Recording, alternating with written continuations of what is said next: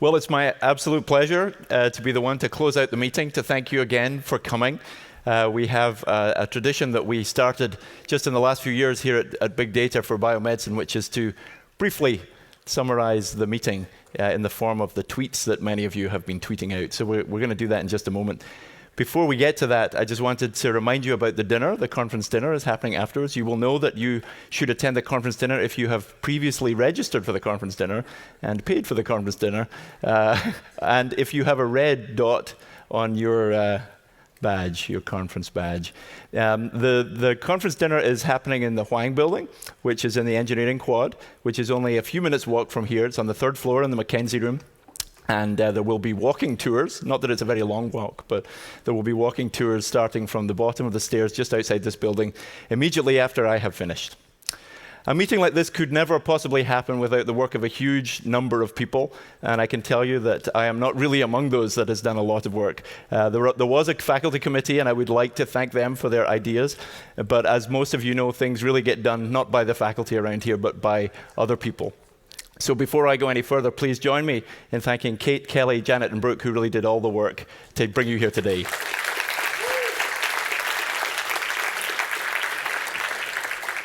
I'd also really like to thank the backstage crew. They're here at the back, and they're here in the backstage. Technically, the conference went very well. I want to say one thing about that. You might have been here yesterday when one of our speaker's slides went in reverse. I just want to tell you that they were actually in reverse, right? But so please join me in thanking the backstage crew who did an amazing job.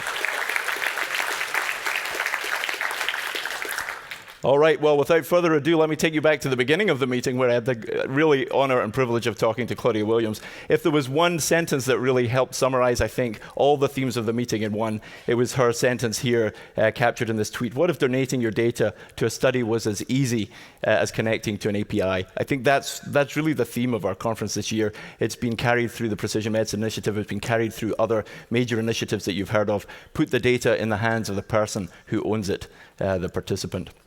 This was one of my favorites from the beginning of the conference, and my 8-month daughter captivated by big data and biomedicine already. The live stream, as you'll find out on my last slide, has been viewed by more than 2,000 people over the last 2 days, as well as the more than 500 of you in the room. So that was a nice one. You might remember Carlos, who moved around the stage much more than I did and waved his hands around a lot more than I did. He talked about the gaping headwind of past genomics, focused on European populations and the absolute need to include diversity. I was happy that we were able to try to reflect that also in the speakers here on stage. You remember that we had a high schooler ask a question and Carlos offered her an internship. Hopefully next year we can give you an update on the work she's been doing in her internship. Congratulations to her for being here, and thank you for joining us. I was a bit worried when I saw Daniel's tweet here because it includes the word Trump, and then I jumped back slightly. But here, in this case, he was pointing out that in his opinion, behavioral elements trump genomics. We could have a discussion about that. Anyway, social behavioral factors are key to changing population health. No question there. Well, Emer had this to say when she came back into Palo Alto from New York, that she felt like she was in a Silicon Valley HBO episode. For those of you who don't know this particular comedy, it's really worth your time, especially if you live here. It's a little bit too close to the truth. It's a little uncomfortable in its comedy. It's just that good. Well, you remember that there was a question of why do people tweet about their drug reactions, but they do, so we can make use of that data. And Taha Kashoot, who wasn't with us this year, but many of you might remember from past meetings, who launched Open FDA at this meeting prior, had shown us for the first time at that meeting the FDA's work in looking at Twitter for drug reactions and showing just how good it was. You might remember Richard Scheller mentioning that his wife was disappointed by the amount of Neanderthal that his 23andMe had demonstrated that he had. This was one of my favorites. This came from Martin Landry's niece, I do believe. This is a photograph of a scientist. You can tell that it's clearly a British scientist because there are trousers, not pants, on there.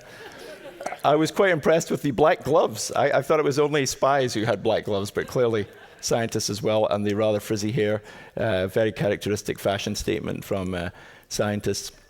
Well, Kathy made this point about Rob, and I think that many of us we're all in agreement with the job that he has begun to do at the FDA. A really humble guy, and but really already doing an amazing job and really thinking out of the box. We were honored that he chose to present the first Precision FDA Consistency Challenge winner here at the conference, and it was announced right here. And congratulations again to Senti on the winners of that. We were happy to be host to that competition and that presentation.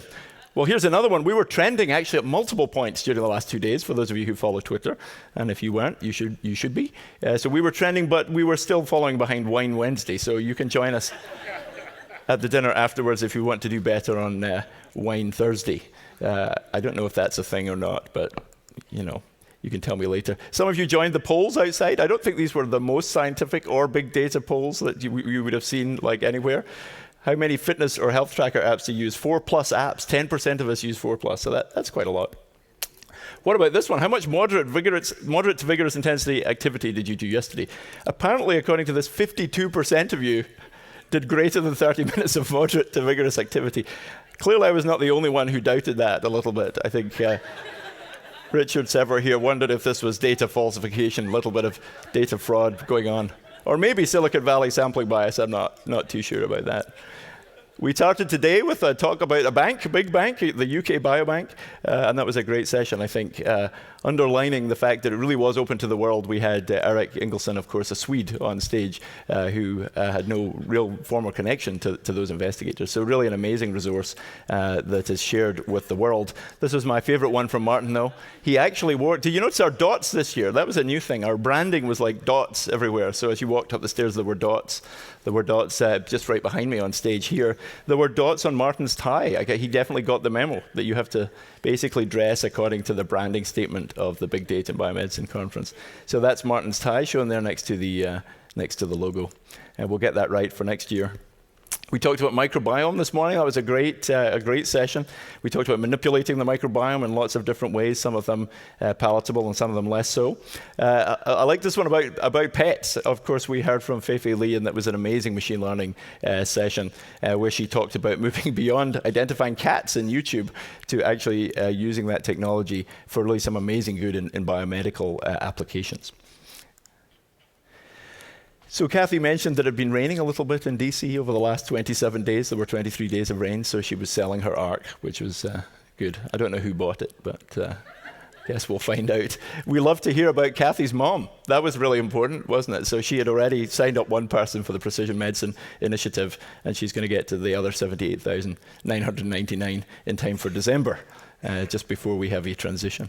Another announcement that just hit around the same moment that she was able to announce right here on stage that the Mayo Clinic had been awarded this large grant to run the Precision Medicine Initiative Biobank. So again, we were very happy to be able to be host to a very important announcement as part of the Precision Medicine Initiative. You heard from our dean, of course, at the very beginning, just how central we view the idea behind precision medicine and precision health here at Stanford and today and into the future. Another not very scientific poll, you didn't have the opportunity to feel anything other than happy. This was just a question of, how happy were you actually feeling? So those of you who didn't feel so happy were clearly not part of this poll, but 42% were extremely happy, so we'll take that. It's like those things you get after going through security at the airport where you have to put a smiley face or a less smiley face. At least there, I think they have a non-smiley face as well, don't they? Yeah. I think they do. And then there was a reasonable amount of sleep last night as well. It's not too bad, considering jet lag and all of that. And here we are. I think this might be the last one. The last day of this great conference. Does it have to end? Well, I'm afraid to tell you that it does have to end. It ends right here and right now.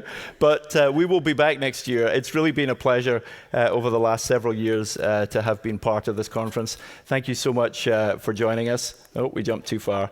I hope you'll come back and see us next year for more of the same. Travel well, stay safe, and I'll see you next year. Thank you.